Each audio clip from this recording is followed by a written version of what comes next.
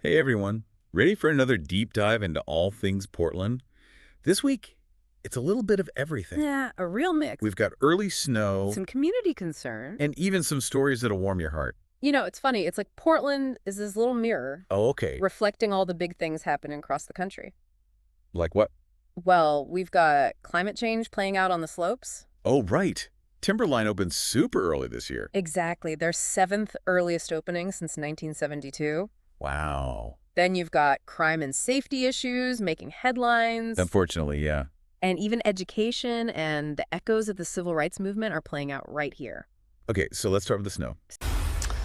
Well, thanks to some early snowfall, Timberline Lodge kicked off its season this weekend, and our crews made the trip up the mountain today to get a look at all the excitement. For many, snow on the mountain is the type of news they wait to hear all year long, and that news finally came this weekend. Just super stoked to be out here. Like, it feels awesome. I've been waiting for this all summer, so just having a really good time. Super stoked about it. Snowboarders we spoke to say now that the mountain has a fresh layer of powder, they plan on making the trip every weekend. My favorite part about it is it just makes me forget about anything else I have going on in life. It's just me, the snow, the mountain, my board, and it just really zones me in and I have a good time. We got lots of powder up here. It's the earliest I've ever been snowboarding in the year. It is great. In fact, it is an early season. According to John Burton with Timberline Lodge, this is their seventh earliest opening since 1972. Definitely we're in full winter vibe. We've got about 40 inches on the ground. We were just talking about the forecast coming in, a couple feet of snow in the next couple days. It's cold, so the conditions are remarkable. I think the newness is, a pre-Thanksgiving opening and lots of snow in the forecast, so come and get it. And business owners in Government Camp are echoing that same sentiment. Esperanza Rogers, the assistant manager at the Huckleberry Inn, says even though they've been around for 57 years, witnessing the first batch of good snow will never get old. Even when we are here, seeing probably every single time when it's happening, but every single time is different. So I'm always happy to see how the snow makes the difference for all of us. Timberline is already packed with skiers and snowboarders. I bet. I saw this quote from one snowboarder. He said, being up there makes him feel like he can just zone out and forget everything else. I can totally see that. Me too. It's amazing how something as simple as snow can have such a huge impact, though. Oh, yeah, for sure. Not just for the people hitting the slopes. Right, the economy, too. Big time. I read that businesses in Government Camp are already seeing a boost. Makes sense. The assistant manager at the Huckleberry Inn said even after 57 years. Wow, that's a long time. I know, right? She said even after 57 years, seeing that first snow never gets old. I bet. But this early snow also has me thinking, climate change? Oh, interesting. Yeah, with all the talk about it, I can't help but wonder about the long-term effects. Yeah, what could this mean for the ecosystem, for the local economy? Exactly. Well, it's complicated. I figured. There are definitely potential benefits. Like, Well, an early and abundant snowpack could be good for water resources, okay, potentially even help with wildfire risks later in the season. makes sense. But then again, it could also disrupt the natural balance of things. You mean like plant and animal life cycles? Exactly, and if this early snow becomes a trend, Yeah. it could really change the whole ski season as we know it. Which could impact tourism and all the businesses that rely on it. Right, so there are definitely two sides to this coin. Wow. Yeah, a lot to think about there. Definitely food for thought. Okay, well, let's shift gears a little to some news that's a bit more, unsettling. Okay. There have been a few crime stories this week that have really caught my attention. Yeah. Well, first, there's the arrest of Portland DJ Corey Constantin. Oh, I saw that. He's known as JT Evans professionally. Right. He's been accused of inappropriate communication with a minor. That's awful. It is, and what's even more troubling is that the police think there might be more victims out there. It's a scary reminder that we need to be so careful, especially online. Absolutely. Protecting our kids is paramount. Couldn't agree more. Sadly, that's not the only disturbing news. Oh, no. There was also a woman found dead in a car in Vancouver. Oh, God. Thankfully, a child who was with her was unharmed.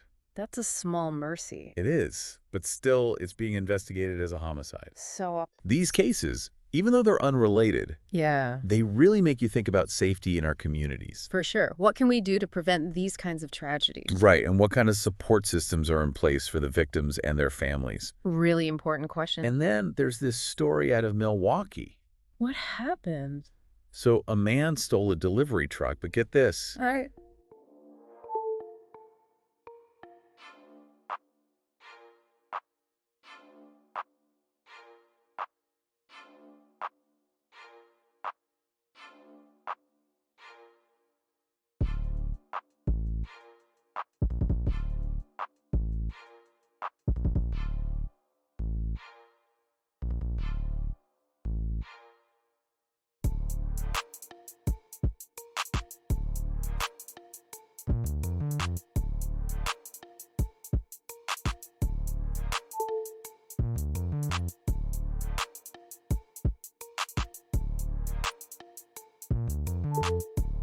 It's wild, right? Totally. It makes you realize how bold some criminals are these days. For sure. But it also shows how important technology is in these situations. True, like security cameras can be really helpful for law enforcement. An employee was still inside. What? Yeah, he was trapped in the back. Oh my gosh, was he hurt? Thankfully, no. That's a relief. And the police are using security footage to try and track down the thief. That's good. Okay, one last thing before we move on. What's that? The principal of St. Helens High School was placed on leave. Oh, why is that? Well, there was some pushback over how a sexual abuse investigation was handled. Oh, wow. Yeah, it involved 2 You're teachers. serious? At 8, following the arrest of one current and one former teacher on sex abuse charges, the St. Helens School Board has voted to place Superintendent Scott Stockwell on paid administrative leave. Now, this all comes after a contentious school board meeting earlier this week that saw students and parents calling for several school officials to resign. For the purposes of us to be able to move forward, I believe that it's going to be in our best interest to move towards placing our current superintendent on paid administrative leave. All those in favor, say aye. Aye. Aye. Aye. No opposed. At the center of the controversy is the fact that 46-year-old teacher Eric Stearns was allowed to stay on the job for 2 months leading up to his arrest after school officials were informed that he was under investigation.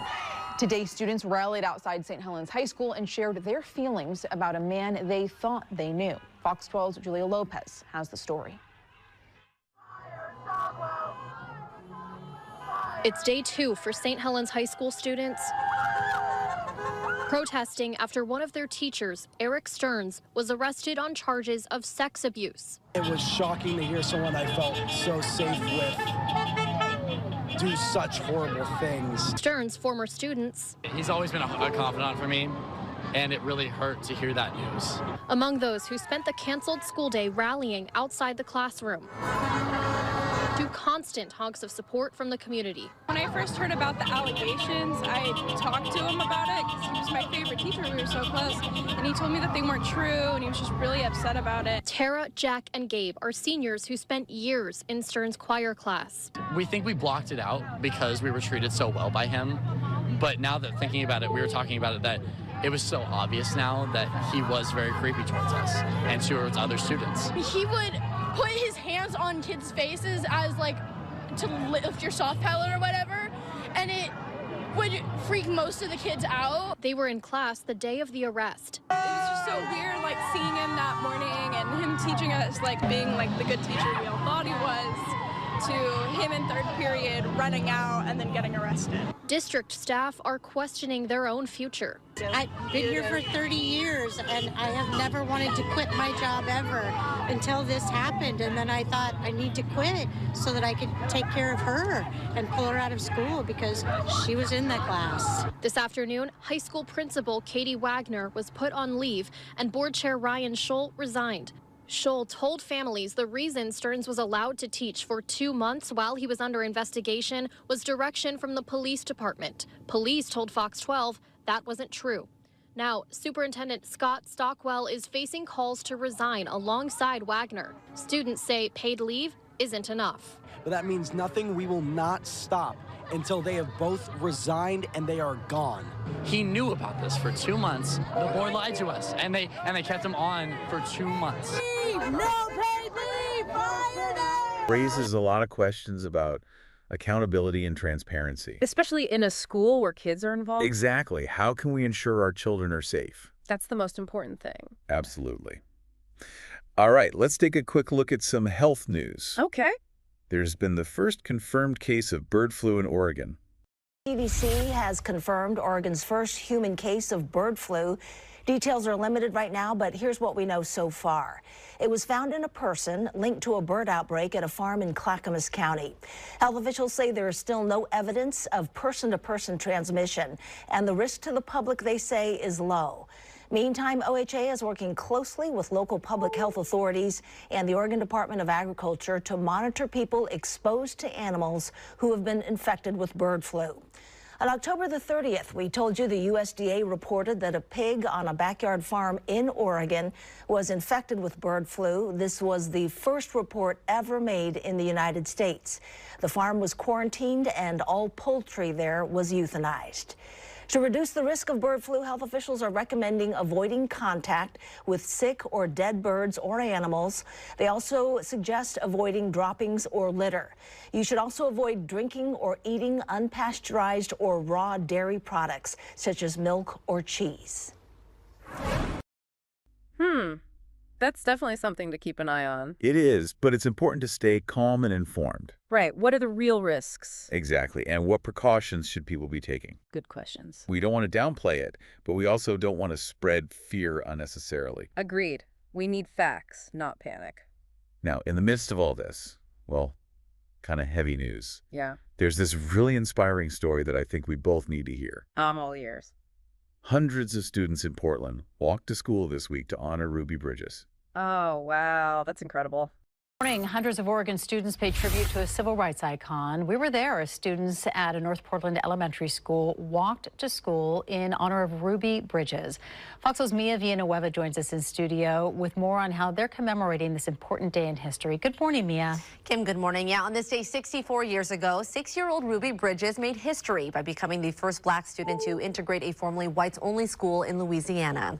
Today, decades later, the impact she's made is not lost on students, especially students at Boise Elliott Elementary School, who walked to school in her honor. If it wasn't for Ruby Bridges, I know a bunch of my friends, there would be certain schools that we wouldn't be able to go to. That's really important to honor her because she changed American history. Since 2018, students across the country have been celebrating Ruby Bridges Day by walking to school. It is. A powerful reminder of how far we've come. Right, but also how far we still have to go. That's true. The fight for equality is far from over. One of the students, Zohara, said, "It's really important to honor her. She changed American history." She's right. Ruby Bridges is a true hero. And Portland Public Schools Superintendent Dr. Kimberly Armstrong said they're committed to continuing this important work every single day. That's great to hear. It's so moving to see these young people taking a stand. It gives me hope. Me too. It shows that positive change is possible. Yeah, and that the legacy of the civil rights movement is alive and well. It makes you wonder, though, are we doing enough today to address the challenges that are still present? Like segregation in schools and the achievement gap. Exactly. How can we create truly equitable opportunities for all students? And that's the million-dollar question. It is. And it's one that we as a community need to keep asking ourselves. Absolutely. Okay, so shifting gears a bit here to a story that's both heartbreaking and captivating, really. Oh, okay. Remember Tristan Huang? The missing teenager. Yeah, the one from Vancouver. Right. His family and friends held a vigil this past weekend. Oh, gosh. That must have been tough. It was really emotional. He's just so sad. He really is. It makes you realize how fragile life is. Well, it is cold and rainy in Vancouver tonight, but that has not stopped the search for Tristan Huang, and it didn't stop his loved ones from gathering tonight. The teenager was last seen in this area around the Glen Jackson Bridge behind me, and earlier the community gathered downriver to support each other as they continue looking for answers. He was a really good guy. Family, friends, and supporters gathered on the banks of the Columbia River Saturday, lighting candles in honor of Tristan Huang. But it's not a memorial loved ones describe the vigil as one of hope. Polite, respectful, and compassionate, always show kindness to others. He's a young man of a great character, and he was set to lead his high school band this year, a role he was so excited and proud to take on. Vancouver police say the 16-year-old was last seen just before 4:30 a.m. on September 14th, seen on camera walking to the pedestrian path across the Glen Jackson Bridge. Detectives say there's a possibility he jumped or fell into the Columbia River. This couldn't have happened to a nicer family. They are some of the sweetest people I've ever met in my life. Oregon's Vanished, a nonprofit that helps families through missing persons investigations, has led searches for Tristan every other weekend for 3 months. Volunteers take boats out to search the Columbia with underwater cameras. She says they won't stop until Tristan is found. Furthermore, Walcott calls for change on the I-205 bridge. We're looking at working with ODOT to see if we're able to put any signs up there that possibly say, if you're experiencing a mental health crisis, there is help. She also hopes to add lights and cameras. Anything, she says, to make the world a little safer while searching for answers for the Huang family. I know that he's being guided, protected. I will not lose hope. Tristan is okay until I have proof. As we hold our candle tonight, let us hold on to hope and memories of Tristan's kind spirits, his laughter, and the joy he has brought to so many lives. Walcott says the search team desperately needs help. She says they only have one volunteer with a boat right now, and they rely on donations to fund the equipment needed to work on the river. If you'd like to help, visit our website or our mobile app. Live in Vancouver, Julia Lopez. Right, ripples outward. Tristan's mom, Eva. Yeah. She talked about him at the vigil. What did she say? She said he was always so polite and respectful and compassionate. She said he just had this natural kindness. You hate to see that kind of potential just vanish. Yeah. And there are still so many questions. Like, what happened to him? Exactly. He was last seen walking towards that pedestrian path. The one on the Glen Jackson Bridge? Yeah, the one over to the Columbia River. Right. Detectives think he might have jumped or fallen. Oh, no. But they're not sure. So awful. Which makes you think about the safety of the bridge itself, Right. Could more have been done? I talked to Amy Walcott. From? Oregon's Vanish, remember? Oh, yeah, the volunteer group. Right. She's been pushing for better safety measures on the bridge. What kind of measures? Things like more lighting, cameras, maybe even signs about mental health resources. That's a good point. Sometimes just knowing there's help available can make all the difference. And what's really amazing is the dedication of those volunteers from Oregon's Vanished. I've heard they've been working tirelessly. They have. They've been out there every other weekend for the past 3 months. Wow. Searching the river. Yep. Hoping to find any sign of Tristan. It's really a testament to the power of community, how people come together in times of need. Absolutely. It's inspiring.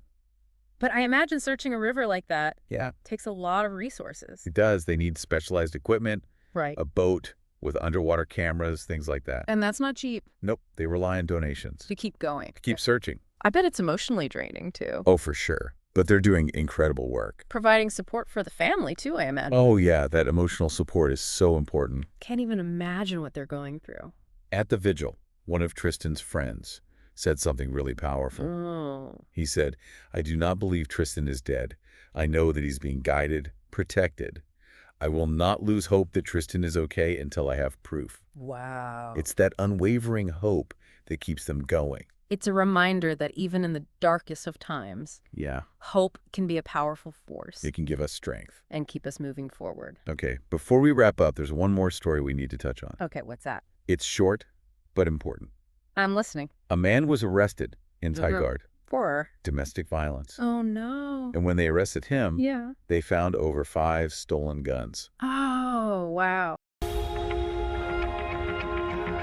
Tonight, we are learning 16 guns were recovered during a domestic violence call at a convicted felon's Tigard home. Police were responding to the call on Taylor's Ferry Road around 1:35 a.m. on Tuesday. They learned 43-year-old Jason Smith pointed a gun at a woman and threatened to shoot her. Officers say he hit the woman in the face and chased her with a hatchet before they arrived. She did get away, and Smith is a convicted felon and is not allowed to have guns.